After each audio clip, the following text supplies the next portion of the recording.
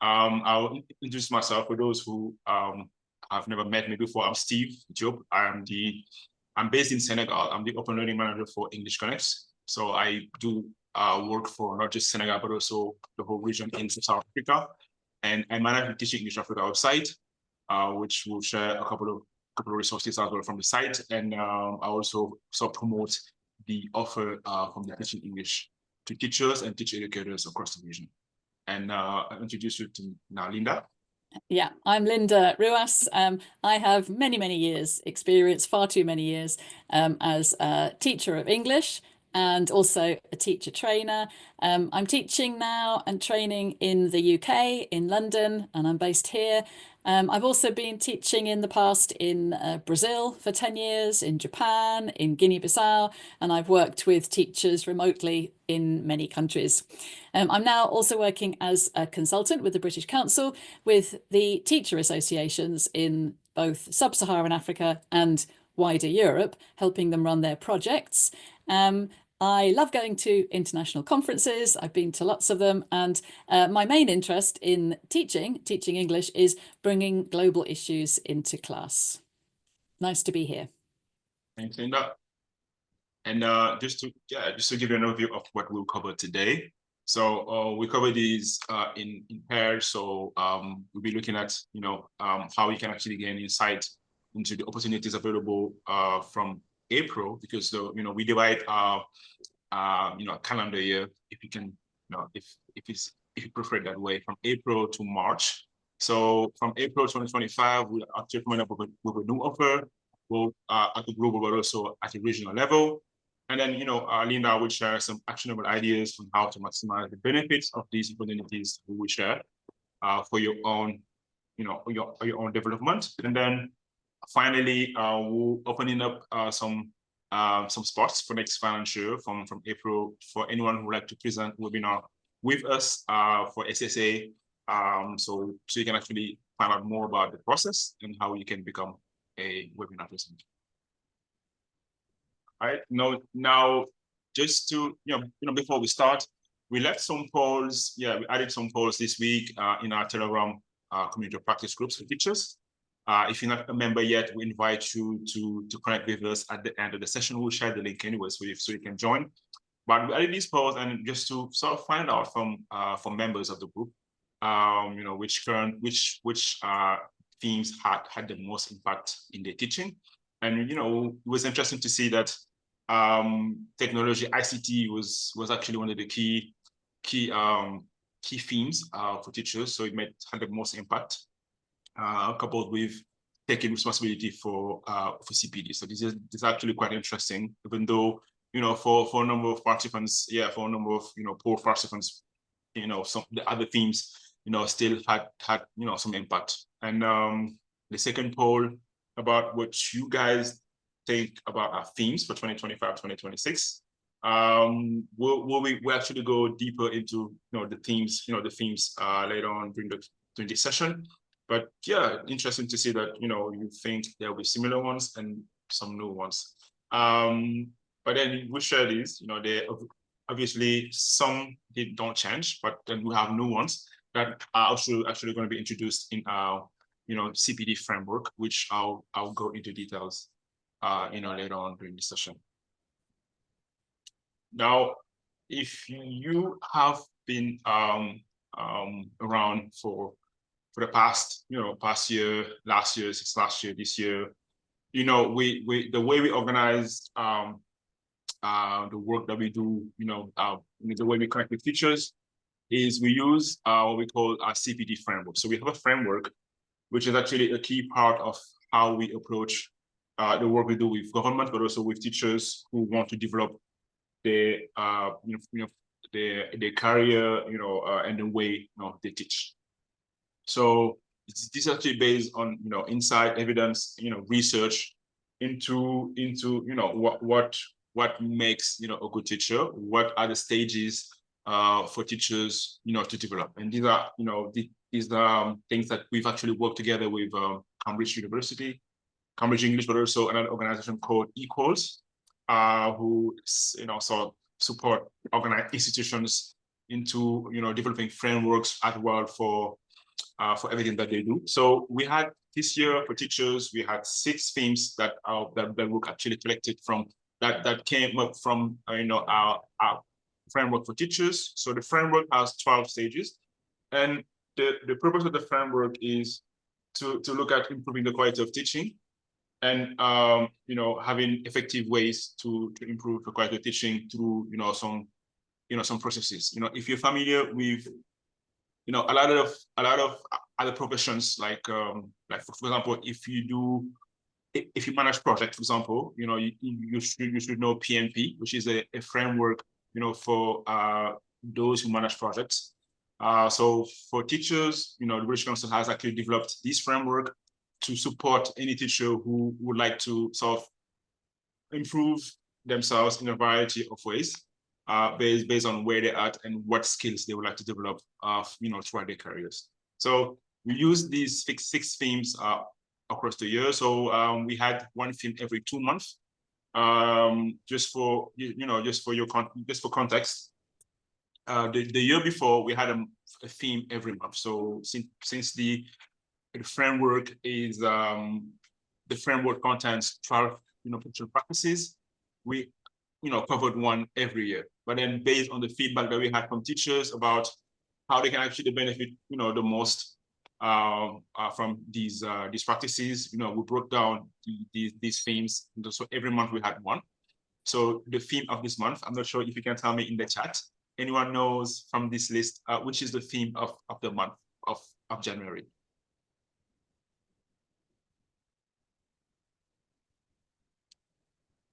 So A, B, C, D, E, or F?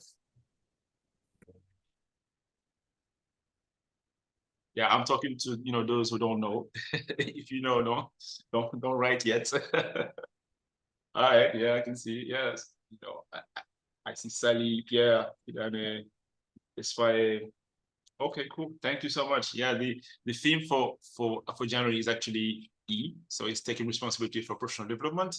So this is what we've covered since December, where what we do is we sort of create some resources, we create some publications, research projects that are focused on that particular theme. But we also organize some webinars, also some online courses around this theme. So, for example, if based on the framework, you look at the framework, and I will share the link to the framework in the chat just now, so you can actually so you can see what goes in there.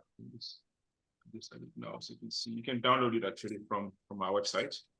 I just added in a link. So this framework is actually useful in letting you know what stage are you at, what elements you need to work on. So this month, taking responsibility for personal development. That's why we also have this session today with you, so we can actually see how next year, based on the framework, you can actually look at the theme. Last month, during the last webinar on the 11th, we had Mabel who sort of helped with the plan, how to develop a plan, for CPD. Now, based on that, you can actually make a plan for yourself and then see, which themes I need to focus on next year, what resources are going to be available for me to support, my own development. So this is basically what these themes sort of serve. And then just so I know, these webinars are for teachers, but I'm just wondering, are there any teacher educators on the call? If you are a teacher educator, you can just say yes or I am in the chat, so I can actually see if there are any. Thank you, Tesfire, of course. Anyone else? Okay, Salome. Sure. Cool. Thank you so much. So the same way we have a framework for teachers, we also have one for teacher educators. So and the same way we've divided the year into had six periods of where each theme was covered. We also have these themes that were covered this year, last year, and this year, and every 2 months we had one of these themes to sort of support teacher educators as well into their practice. And I'll probably share as well the framework for teacher educators, which is quite different from the one for teachers, but also it's an interesting framework, an interesting point of reference if you want to develop your skills as a teacher educator. Yeah. So moving on quickly and sharing with you some excellent news. First of all, the framework for teachers is being updated, and the reason it's being updated is we looked at feedback from everyone who contributes, regardless of which resources they contribute into, whether it's those webinars, Facebook Live events, whether it's online training courses. We collect feedback from teachers on a regular basis, and Liberation also does a lot of research, and part of the research is to sort of see how we can better support teachers across the globe. Now, as a result of the research and feedback that we've actually collected from teachers across the globe and teacher educators, we're actually refining. It's in draft mode at the moment, but we're refining the CPD framework for teachers.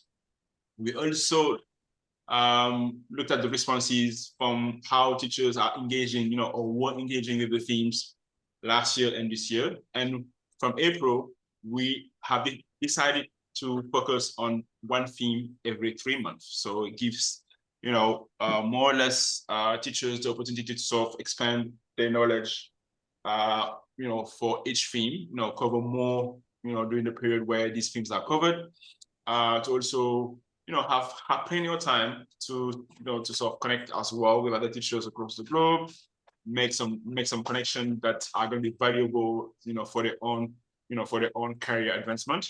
And yeah, this is a plan now for next financial year, where we'll be looking at one theme every 3 months. So you can see there's been some changes. Some themes are being some of these themes are being updated. But the idea is to cover one every 3 months, and we also have some evergreen themes. So these evergreen themes are also actually themes that will be integrated with the main theme. So the main themes are the ones on top, which is where these are the main theme, the main focus of every 3 months.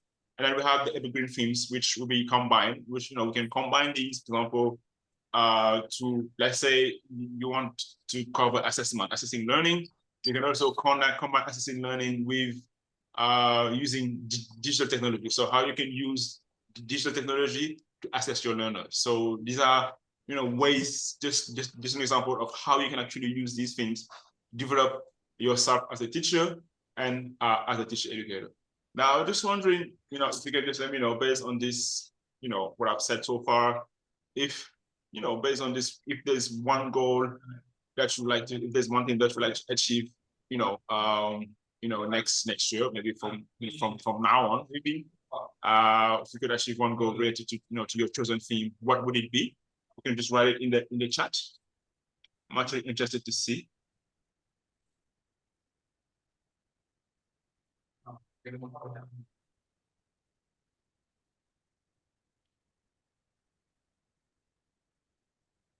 Anyone? Thanks, Linda. And I like that new theme. The new theme of empowerment is brilliant, isn't it? Yes, because that applies to so many different types of people. And absolutely, yeah.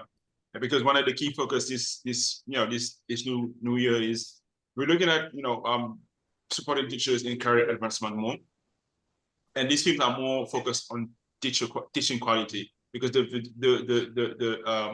former framework, like the current one actually, I was more focused on quality in the classroom, quality teaching in the classroom. But now, we focusing on, sort of supporting teachers to identify, aspect of their own, of their own teaching that they can actually improve. That's going to have an impact on the quality of education as a whole. So that's one of the key things that we're looking forward to do next financial year. And as soon as the new framework is actually available, we share the documentation with you, so you can also see how that how it works, how it can work for you. And I'm seeing using technology is actually one of the key things that people have actually mentioned here. Understanding the context, which is also something something interesting that I can see. Thank you so much for your comments. Just moving on now.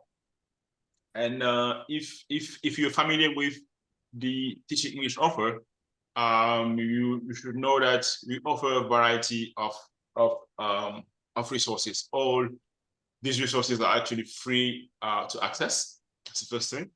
And what we do is we divide them in a number of ways. So we have things that happen, online, where you have to, sort of, let's say online training courses, which are usually, on some things that you access, in your own time. So we give you, let's say, next year, these courses will actually span for 3 months, and then you have the flexibility to complete the course modules at any time based on your availability, your calendar, and these are training courses that are going to be linked with the theme. So if there's one theme in particular that you think is on your top list for next year, for you to sort of, for skills that you want to develop, you can actually look at these training courses and then sign up. Online events are also something that we will do a lot next year. We do we've had some mini events at the global stage, where we invite experts from across the globe to deliver sessions around the themes. And some events are also focusing on teacher-educator practice, where we support teacher educators with research projects, ideas that they can use to develop their network, but also to support teachers who they formally train. And there's going to be also some new resources. Obviously, we always listen to feedback from teachers, from the globe. So one of the things that's going to come a lot more next financial year is the articles, because we've seen that there's a lot of need for articles, not just lesson plan, but articles. So we'll do more articles on a regular basis from April, so teachers can also expand the reviews. And the reason why articles are actually interesting is usually we have reports, big reports. We have research project, like some publications which they're quite big, but these articles are one way for you to just in 2-3 minutes you can actually gain some new insight, have practical ideas that you can apply right away in your classroom. So we'll be looking at doing this a lot more next year from April. And then obviously we have this big community regionally where teachers can connect, interact with each other, and share ideas, best practices, and then develop themselves as well in areas that they have commonalities with other teachers within the community. We'll share some more podcasts as well. And some podcasts are actually also being built on the pipeline. We know that for example, we'll be looking at the regional level, we might be working with teacher associations where we use this podcast as content for radio, and then for teachers, for example, in locations where connectivity, internet, is sparse, we can always use these resources to support those teachers using radio programs, radio as a tool, to reach more teachers. And then these newsletters, which are actually quite interesting things that we newsletters, the way these is interesting is we combine things for you. We look at what's trending, and then we self curate content for you, so you don't have to do the research yourself on these themes. We do it, we do the work for you. We just look at the newsletter, and then you can actually see a good list of a variety of resources, publications, events that you can actually engage with directly from your mailbox. Yeah. Now, if there's anything, if you have, I'm just wondering, based on these elements, which one do you think is going to be one of your top priority resource that you're going to use to develop yourself as a teacher this year? I'll be keen to see which ones are your favorites in the chat. publication and articles. Nice. Thanks, Tesfaye. Anyone else?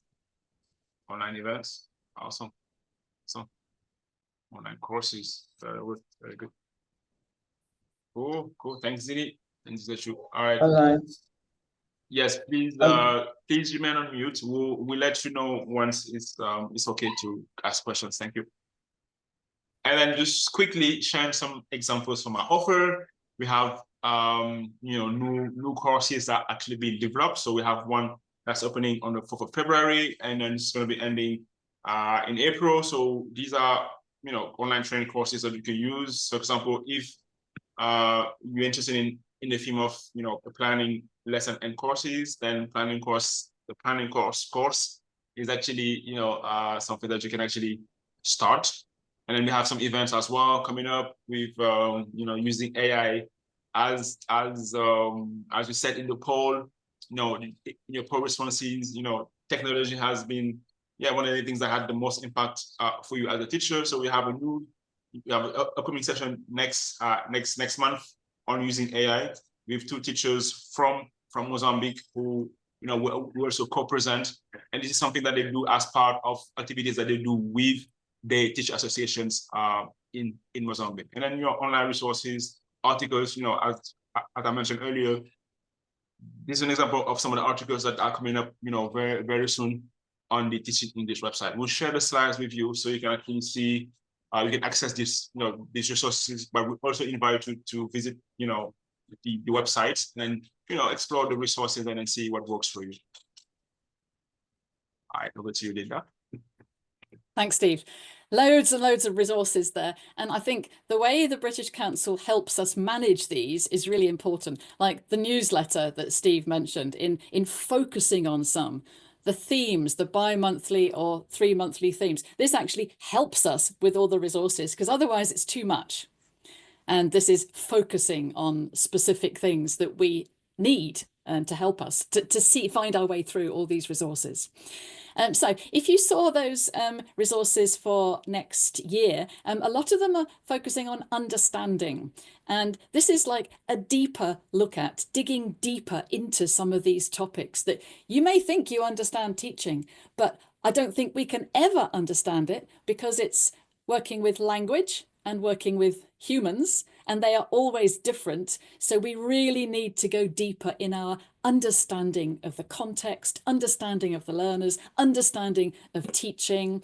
So it's not about going through a checklist and just ticking off a course or reading an article. It's about helping us to integrate them into our teaching and helping our students to learn better, which is, of course, the main idea. So here are some ideas of what you can do, what we can all do with all these resources. On the left, some things that we can do alone. Some teachers prefer working alone.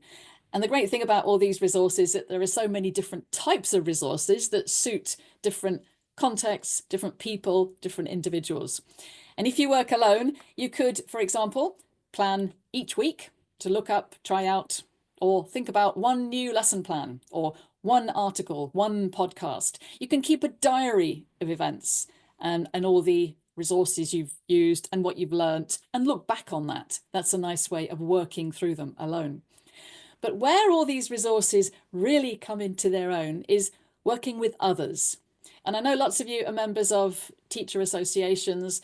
Teacher associations are really powerful in getting learners to learn together and learn more, far more together than alone. For example, on the right, we've got lots of ways of working together with others. If you have a publication, maybe there's 10 chapters, it's going to take you a long time to read and digest all those chapters. If you divide it up between 10 teachers and everybody reads one chapter, then you meet together face-to-face or online. You can all share it briefly or summarize, and you all get to benefit from the whole publication. The same you can do with the podcasts. Take one podcast each, 10 different ones, share them. It saves you so much time and you're expanding your learning. And of course, the same with lesson plans, articles, webinar recordings. And that's a brilliant thing of working together with other teachers. Another really good way of working with other teachers, whether in a teacher association or in your school or something, is watching one of the recordings of the webinar and pausing every 5 minutes or so to discuss it. And this is how you can really get into the ideas of what people are saying, what it means to you, how you can adapt it to your own context. Because, of course, these resources and the ideas, maybe they work in one context, maybe they need to be adapted to work in your context. And that's perfectly fine. You have to be able to adapt them and see how you can make them better for your own students.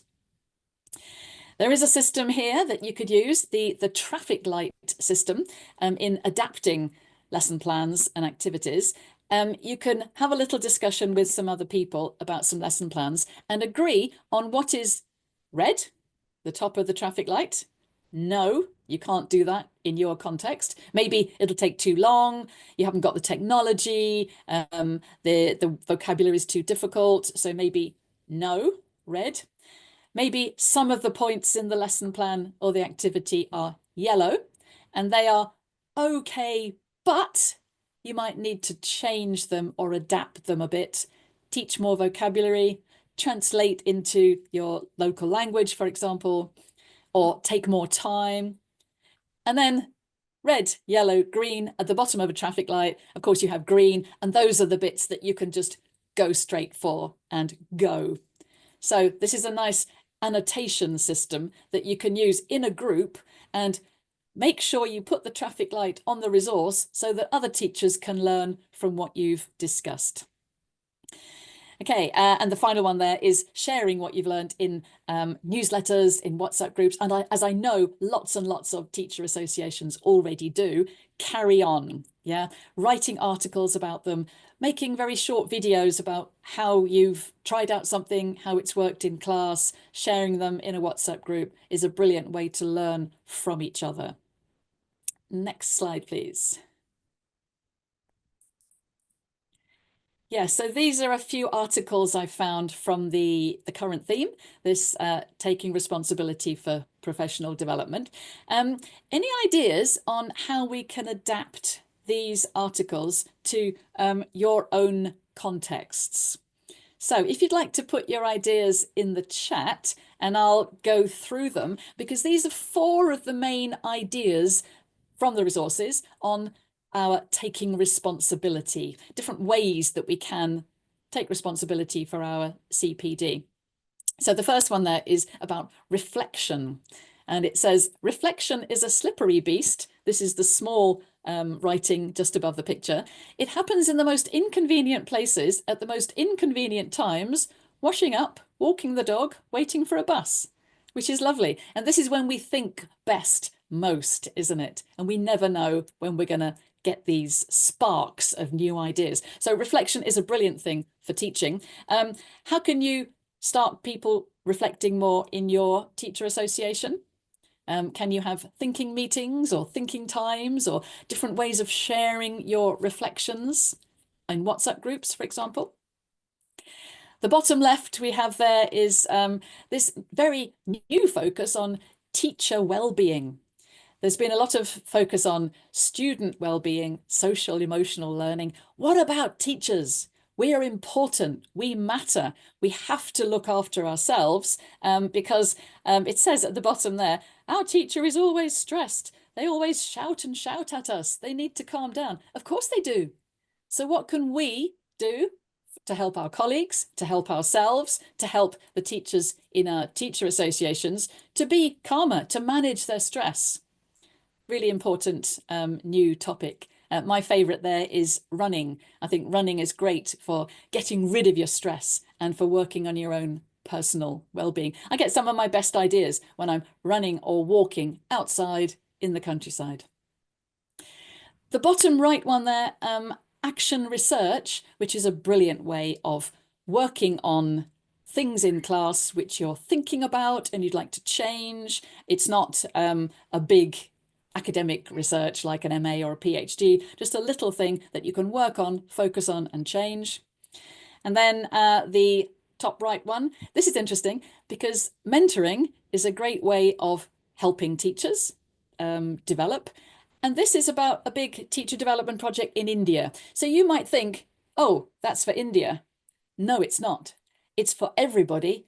And you might learn from that and be able to adapt something from India to your own country. If it works somewhere in the world, it must be able to work with a bit of adaptation in your country as well. So please look at these articles, these topics, and always think about adapting them. How can you make it work in your situation, which of course is different from everybody else's? Next slide, please. So now we're going to look at this lesson plan and how we can adapt it. I don't know if anyone has seen this lesson plan or used it in class. It's one of the hundreds and hundreds of ready lesson plans on the teachingenglish.org.uk website. There are so many there, and of course we can't work through them all, but we can have our favourites and share our favourites with other teachers we're working with. So this one is a picture, a photo, and it's then a listening. So you listen to the photographer talking about why they took the photo, and then you write and talk about what the story is, and it's asking questions and making the story behind the photo. So could you do that lesson just as it stands with your students? Or do you need to adapt it? Let's talk through a couple of little adaptations we could do to give you some ideas on how you can adapt other lessons. First of all, the context. So I've got these 4 bullet points down the right-hand side here. The context. This is a photograph of, I think it's probably the UK, because it's written in English there, and this is traffic lights. I just found out the other day that traffic lights in South Africa are called robots. I didn't know that. So are they called traffic lights in your country when you translate into English? Do you have that box to press to tell pedestrians to wait? So your students might not understand what this context is. You might have to change it or even take another photo. You might have technology restrictions. So can you show a photo in your class on the wall? Maybe you can have it on your phone, and you can have one of those magnifiers, screen magnifiers that magnifies what's on your phone onto the wall of the classroom. Or maybe you can just go around showing the students this photo on your phone. Or maybe you can draw it, draw a simple picture of it on the blackboard, or have a picture. Loads of different ways you can adapt just having that photo. And then the topic there, you can see the title is called Tiny Cinderella Somewhere. Now, how many of you know the story of Cinderella? If you put yes in the chat, if you do. I'm imagining quite a few of you know the story of Cinderella. Do you remember when she had ugly stepsisters and stepmother, and she had to do all the housework, and she met the prince, and she left her shoe as she went running away at midnight? Yes, most people are saying yes here. Do you think everyone across the whole of Africa knows this story?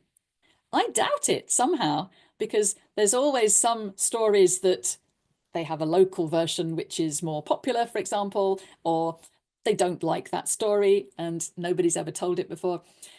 It's vital to this story that you know that reference to understand it. So you might want to have a different cultural reference or story instead. And then the 4th adaptation there is part or all. So you could just show the visual and get people to talk about it. If you have the resources to play the listening, you could play it. Again, play the listening on your phone, and with a box, even just a small cardboard box around the microphone on your phone, you could make the sound louder. Very simple way of making that sound louder. You might just want to play the listening and get them to work out what the story is. Or you might want to do the whole lesson. So please adapt all of these lessons. Don't feel that just because they're British Council resources, you have to take them as they are. Cut them up, take a little bit, question the context, the restrictions, the cultural references, part or all. And you may also need to input some vocabulary, to translate some words, to pre-teach some words, for example. How else can we adapt the resources to suit our learners? I'm sure you've got experience adapting some others. Could you put in the chat now some other ways that you have adapted some of these resources? Maybe think about a plan that you've used and cut.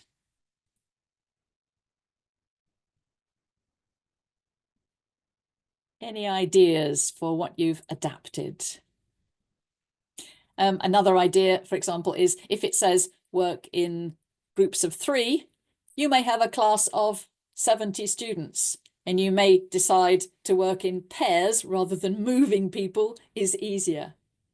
Or you may decide working in groups of 5 or 10 is easier. So again, the way we do the classroom management is up to you and your context. Of course, a lot of these lessons are planned in context in Europe, for example, where there is maybe 20 or 30 students in a class, and you might have to adapt them to a far larger one. Okay, so Elsie's saying she's localized the warmer Simon says to never says. Great. That must be somebody in Cameroon. Yeah. So changing names. Brilliant. Okay, rewriting things, yes, Tesfaye, but it takes time. Adapting local stories, great. Okay, differentiating learning by putting people who are having difficulties in specific groups and pairs. This is great ideas. Yes, and Sally, changing the names to local names is really good because it gets the the buy-in of the students there, and they feel more motivated to do it.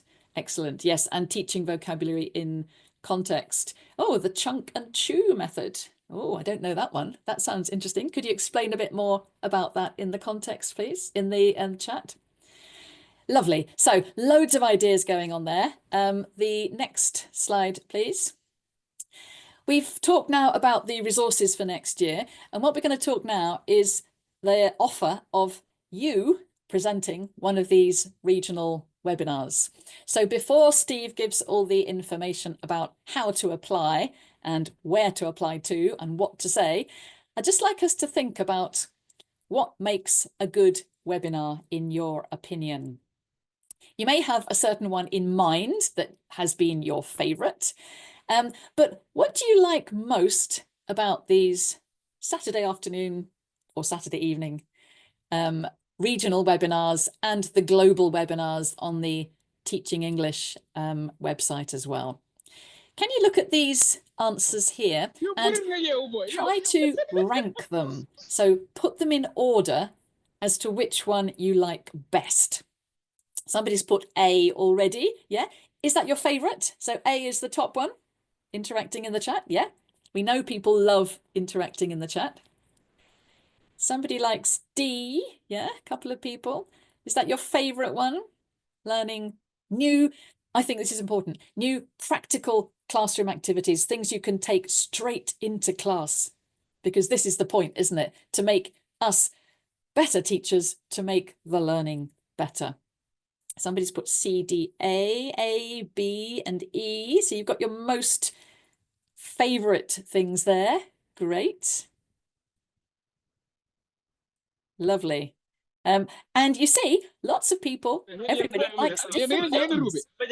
Some people like the inspiration, being inspired to think in new ways. I love that. I love that from webinars, this inspiration. And what I also love is hearing about teaching in other countries and other contexts, because it's not just my own class, it's people teaching English all over the world, doing different things, and we can be inspired.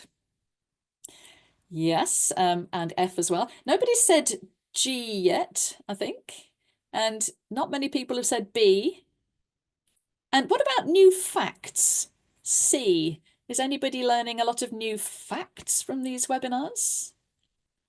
Tesfaye, you've put your whole ranking, which is great. So F first. Excellent. F, E, C, D, B, G, A. Okay, great. This is nice, isn't it? And it shows how different people get different things from these webinars, which is perfect. which means that we're pleasing lots and lots of people. When you're thinking about applying to present your own webinar, think about this. Think about what you like best about webinars and put this in your application. Over to Steve to explain about the new offer. Super. Thanks so much, Linda. Thanks for covering, these good ideas that you've shared so many about how teachers can actually adapt the resources, because this is one aspect that comes back a lot when we have these interactions with teachers across the region. But I'd just like to introduce the new plan. Now we have a plan to have new fresh perspectives on the regional board, where we have new presenters coming up with exciting ideas that they can share, where things are you have expertise kind of about that you want to share more widely with teachers across the region. And the call for application is actually now open. We'll share the link definitely to everyone via email, so you can actually look at the application form. And then if you think some of these themes ring a bell to you, then you can actually apply to become a webinar presenter. But then there are a few things that you need to take into consideration if you want your application or your proposal to be accepted. And it comes down to a lot of things, but I will go into the most the most crucial things over here. Is first of all is the title. So make sure you write a good title with no more than 10 words as a guidance. So your title needs to really highlight the key benefit or focus of your session. And I've shared some examples here of what to do and what not to do. So if it's too broad, it's not good. If it's too complex, it's also not good. So you gotta make sure you use a middle ground, and we've given you some guidance as well on the application form, so you can actually see what to do and what not to do. So the first point is a good title. Okay. The next one is a good abstract, because anyone who comes to your event is going to be interested by what you want to discuss at first glance using your abstract. So your abstract is sort of the face of your presentation. Before you even present, they need to know what your session will be about, what you want to cover, and then basically what will be the focus of your presentation, and what will they learn from your session.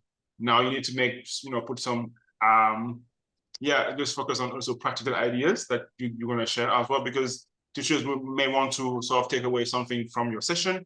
So please take this. So we've just given you an example here of how you can structure your abstract. So it's a no-brainer. Just now work in advance and think about what you want to share, what you want to cover, and then write your ideas using this framework. Now, one thing that we actually spot is that anything that's ChatGPT written may not be accepted.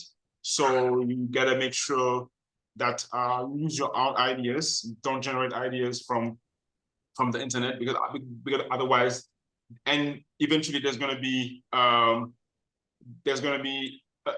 instance where people may not even connect very well with your session, because of the content doesn't actually reflect what you know, doesn't reflect your experience or your expertise. So make sure you don't use ChatGPT or anything similar to generate an abstract.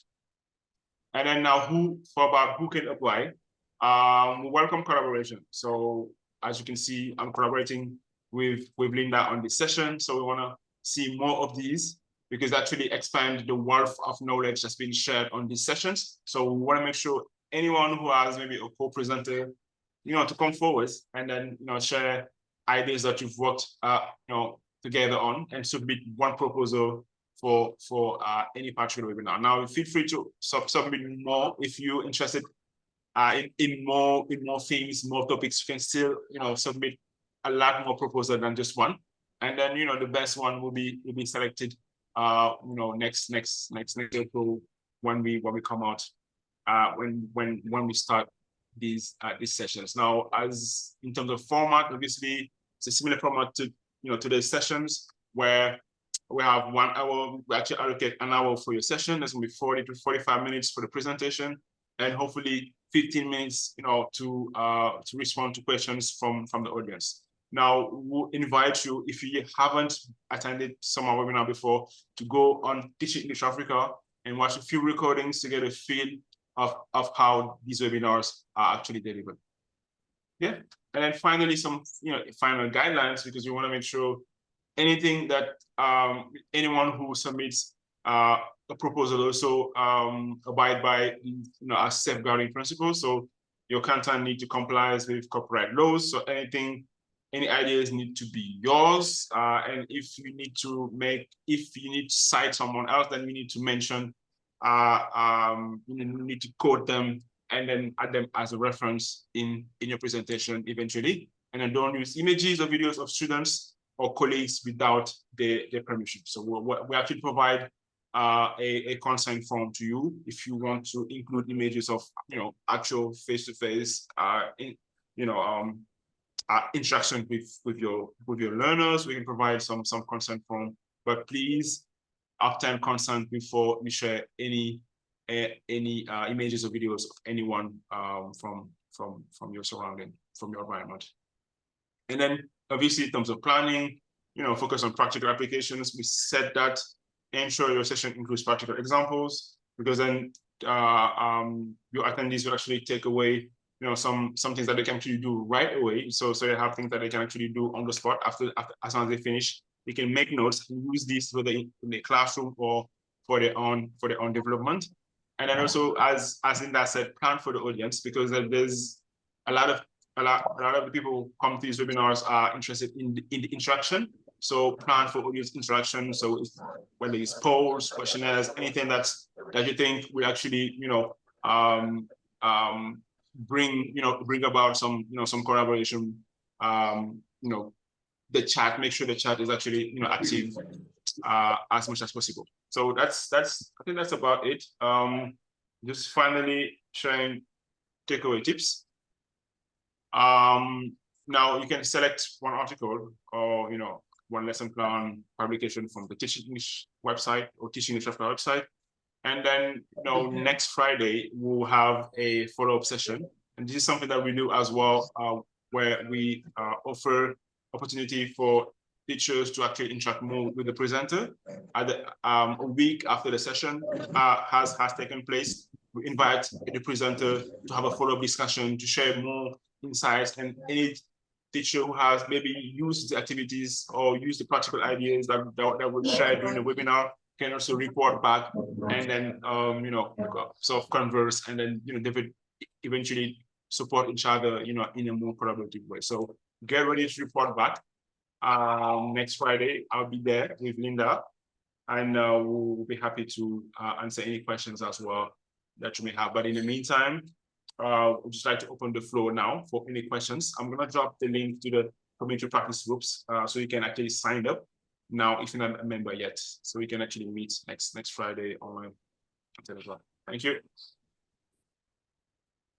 Yeah, there's a couple of questions already in the chat. Rachna has asked, are they allowed to put pictures and videos in the webinar? And yes, pictures and very short videos, maybe 1 minute or something, to show something in your classroom. And that's a really great idea because it adds to it.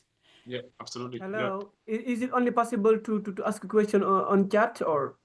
Yeah, you can raise your hand if you want to speak. You can raise your hand, and then yeah, but unfortunately, I don't know how to raise once a hand. Okay, that's fine. You're already on the spot. So yeah, go ahead. Please go ahead. Ask your question. Okay. Good afternoon from here. My name is Mohamed Bashir Diop. I am from Senegal. I am an English teacher with 9 years of experience. So I want to be global. So my question is, I have realized that at every time my application got rejected. Yeah, okay. I can say one out of 20 or even 30 is just kept, or just they are asking me to further, or to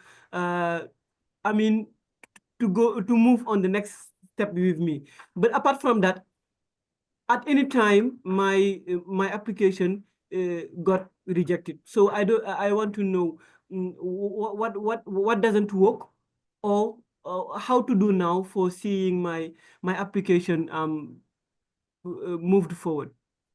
I think if you follow all the advice that Steve gave, you're much more likely to get accepted. Some of them are rejected because they're too short and they don't say enough.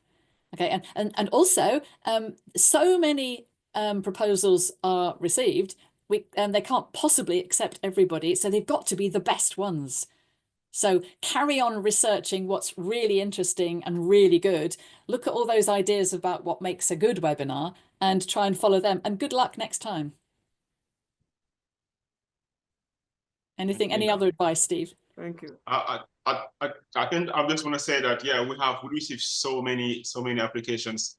It's very tricky. You know, we understand we can't accept everyone. That's a fact.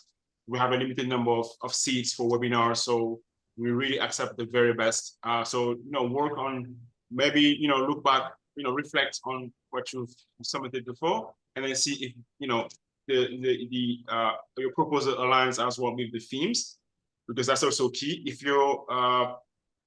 the proposal doesn't align with the themes, then may not be accepted. That's the first thing.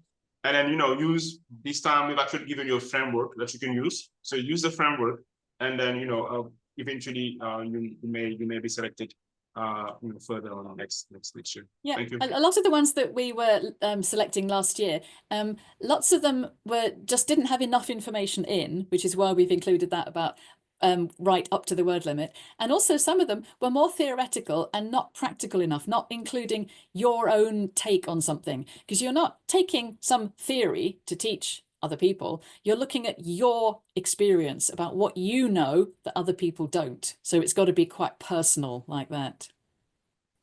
There was an interesting question in the chat earlier on. Somebody asked, what are the ways to empower teachers to foster inclusive education and gender disparity? And I thought that's a lovely question, and it will be answered in the empowerment evergreen topic. But while you're waiting for that, then if you just put those topics like inclusive education, gender disparity, if you put them in the search button on both websites, Teaching English and Africa Teaching English, you'll get so many things that are in the resources already that please use that search button and have a look yourself and find lots of stuff there already. I see a hand from Pierre and Caleb. So yeah, Pierre, could you go first? Okay, hello Steve, hello Linda, and thank Hi. you so much for giving me the opportunity and the clear information you have brought in the related to the presentation. So my question is, if somebody is accepted as a presenter, is it possible that the British Council help in the designing of the PowerPoint? Yes, absolutely. We support you. You know, we help you brand. You know, all the slides that you've seen from the past webinars, they've all been rebranded, you know, to reflect the British Council, you know, sort of brand guidelines. So yeah, we'll support you in the design of the slides. And with lots of ideas and rehearsals and training. Yeah, if you need that. Yeah. Okay, thank you so much. This is what I wanted to know. Thanks so much, Pierre. There was another hand that was raised. I think I've lost the first. Doesn't have actually. I have this one. I think me. Oh yes, Tamil. Yes, please go ahead. Yeah. Okay, this is my question. I think you have said that when will be does it has any deadline date in order to submit the proposal? So you mean the deadline? Yeah. Yes, it's 16 February. Yes. I've seen your message in the chat. Blessing has kindly responded to you. So 16 February. I've also dropped the link in the chat for the submission page. So you can visit the page and then you can get ready to submit your proposal. Thank you. Okay, thank you so much. There's another question in the chat from Mustafa. How can we encourage a culture of self-reflection among colleagues in the same school? This is interesting, isn't it? Because some schools, people are automatically interested in reflecting and developing, and some schools they're not.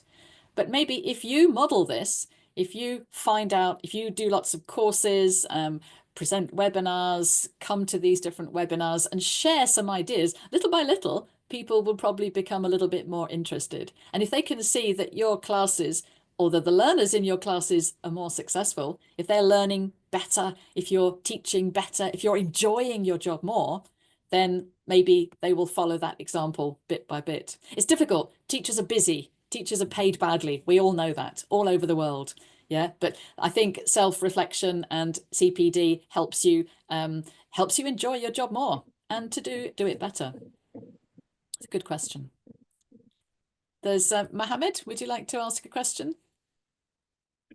I come back. I'm in my question. I meant my applications in the international schools. I meant my application in the international school for teaching over there. Is what I meant. I think you're on the wrong platform. I'm not sure which. Yeah, this is the wrong platform. It's not the same.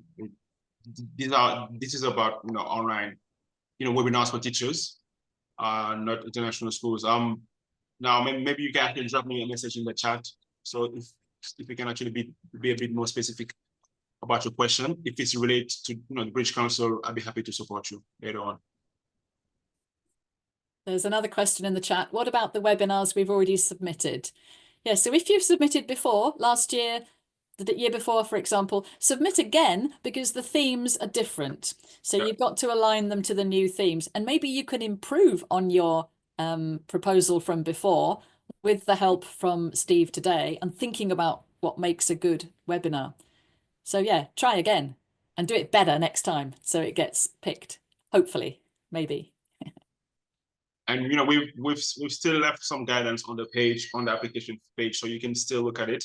And there's a guidance document as well that's linked on the page. So you have plenty of guidance, to really support successful submission of your proposal. So yeah, please go ahead.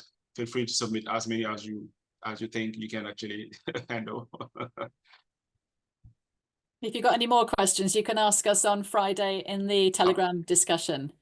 Yeah, absolutely. And, yeah, I'd like to wish everyone good luck. Yes, good luck, everyone. And go for it as well. Go for it. If you think, oh, I don't know, just go for it and see. And you might become the best webinar presenter ever in the whole world. And we plan we actually have some badges for the best webinar presenters next year. So we'll keep you posted on that as well.